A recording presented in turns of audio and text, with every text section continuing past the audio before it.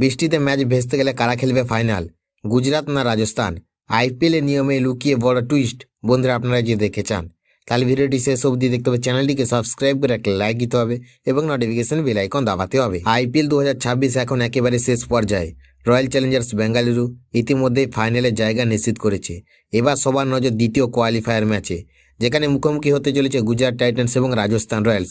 শুক্রবার নিউ চণ্ডীগড়ের মল্লারপুর স্টেডিয়ামে সন্ধ্যা 7:30টার থেকে শুরু হবে হাই ভোল্টেজ ম্যাচ। এই ম্যাচের জয়ী দল সরাসরি ফাইনালে উঠে আরসিবির বিরুদ্ধে খেলবে। অন্যদিকে হারলেই শেষ হয়ে যাবে আইপিএলের অভিযান। তবে ম্যাচের আগে ক্রিকেট প্রেমীদের মনে বড় প্রশ্ন, যদি বৃষ্টির কারণে ম্যাচ ভেস্তে যায় তাহলে কোন দল ফাইনালে যাবে? আইপিএলের নিয়ম অনুযায়ী কোনো ম্যাচের ফলাফল পেতে অন্তত 5 ওভারের খেলা হওয়া বাধ্যতামূলক। কিন্তু যদি বৃষ্টির কারণে সেটাও সম্ভব না হয় তাহলে লিগ পর্বের পয়েন্ট টেবিলের ভিত্তিতে সিদ্ধান্ত নেওয়া হবে। সেই ক্ষেত্রে বড় সুবিধা রয়েছে গুজরাট টাইটান্সের, কারণ তারা লিগ টেবিলে 2য় স্থানে শেষ করেছে, যেখানে রাজস্থান রয়্যাল ছিল 4র্থ স্থানে।